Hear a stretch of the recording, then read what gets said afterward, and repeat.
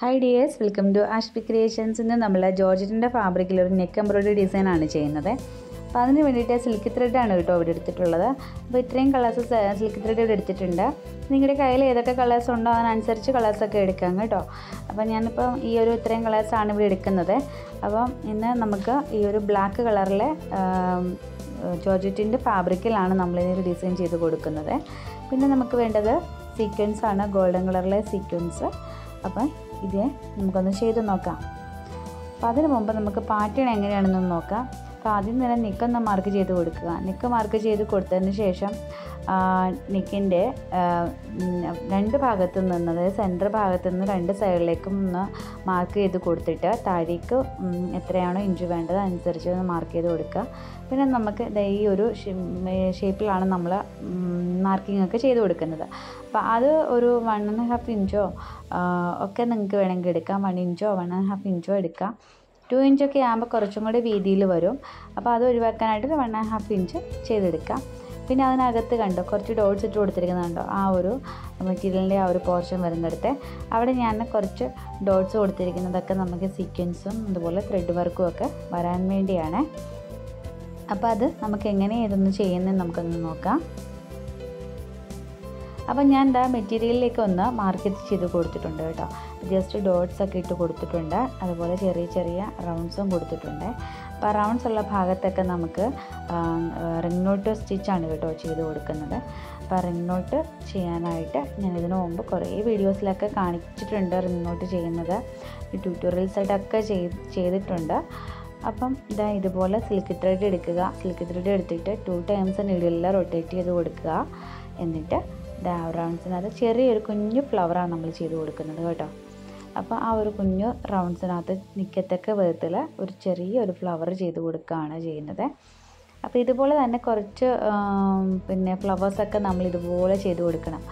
അപ്പോൾ ഇതിപ്പോൾ ഞാൻ ബ്ലൂ കളറിലെ ത്രെഡ് വെച്ചിട്ടാണ് ചെയ്തെങ്കിൽ അടുത്ത ഫ്ലവർ ചെയ്യുമ്പോൾ കളർ ഒന്ന് ചേഞ്ച് ചെയ്ത് മാറ്റി കൊടുക്കുക.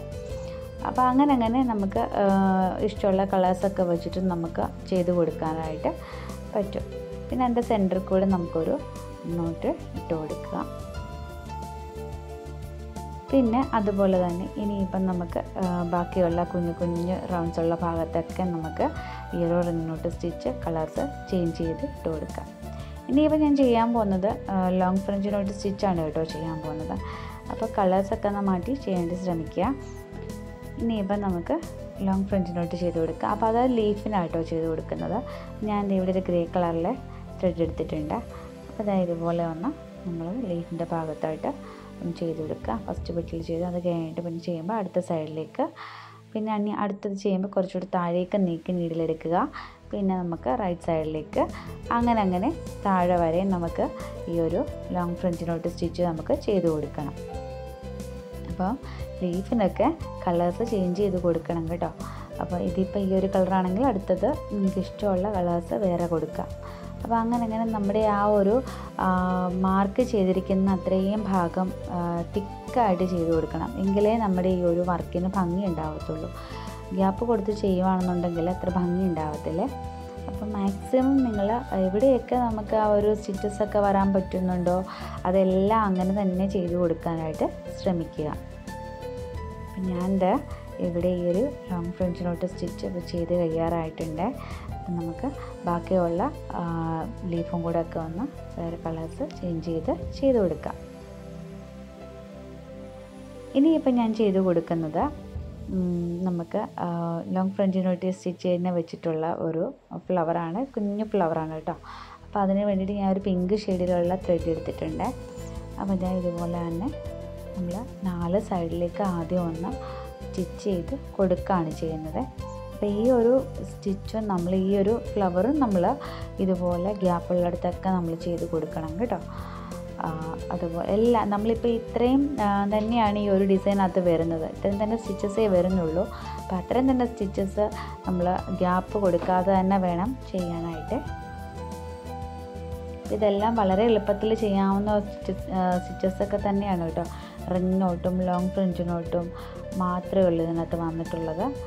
വളരെ എളുപ്പത്തിൽ നമുക്ക് ചെയ്യാൻ പറ്റും. അപ്പോൾ ഇതുപോലെ തന്നെ ബാക്കിയുള്ള ഭാഗത്തും കൂടെ നമുക്കൊന്ന് ചെയ്ത് കൊടുക്കാവേ. ഇനിയിപ്പോൾ ഞാൻ ചെയ്ത് കൊടുക്കുന്നതെന്ന് വെച്ച് കഴിഞ്ഞാൽ നമ്മുടെ ഈ സീക്വൻസ് ഉണ്ടല്ലോ, ഗ്യാപ്പുള്ളിടത്തൊക്കെ നമുക്ക് ഈ കുഞ്ഞു കുഞ്ഞു സീക്വൻസ് ഒന്ന് ഫിക്സ് ചെയ്ത് കൊടുക്കാം. ഇതുപോലെ അടുപ്പിച്ചടുപ്പിച്ച് അല്ലെങ്കിൽ കുറച്ച് ഗ്യാപ്പ് കൊടുത്തിട്ടോ നമുക്ക് ചെയ്ത് കൊടുക്കാം. ഗോൾഡൻ കളറിലെ സീക്വൻസ് തന്നെ ആകുമ്പോൾ നമുക്ക് നല്ലൊരു ഭംഗി ഉണ്ടാവും കാണാനായിട്ട്.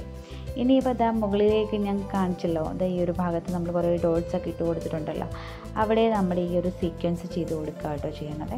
ആദ്യം ഒരു സീക്വൻസ് ഫിക്സ് ചെയ്തു, അത് തൊട്ടടുത്തേക്ക് നീക്കിയിട്ട് അടുത്തൊരു സീക്വൻസോടെ ഫിക്സ് ചെയ്തിട്ട് താഴേന്ന് മുകളിലേക്ക് നമുക്ക് ഒന്ന് ഓരോ സീക്വൻസോട് ഫിക്സ് ചെയ്ത് ഇതുപോലെ ആക്കിയെടുക്കാം. അതിൻ്റെ അടുത്തത് ചെയ്യുമ്പോൾ റിംഗ് നോട്ട് സ്റ്റിച്ച് ചെയ്ത് കൊടുക്കുക അടുത്ത ഡോട്ട്സിൽ. അപ്പോൾ നമുക്കിതിൻ്റെ ഫൈനൽ ഔട്ട്ലുക്ക് എങ്ങനെയാണെന്ന് നോക്കാം. ഇങ്ങനെയാണ് ഇതിൻ്റെ ഫൈനൽ ഔട്ട്ലുക്ക് വന്നിട്ടുള്ളത് കേട്ടോ. അപ്പോൾ ഇതുപോലെ തന്നെ തിക്കായിട്ട് ചെയ്യാനായിട്ട് മാക്സിമം ശ്രദ്ധിക്കുക, എങ്കിലും എൻ്റെ ഭംഗി ഉണ്ടാവത്തുള്ളൂ കേട്ടോ. അപ്പോൾ നമുക്ക് വീണ്ടും നല്ലൊരു വീഡിയോ ആയിട്ട് വീണ്ടും കാണാം. താങ്ക്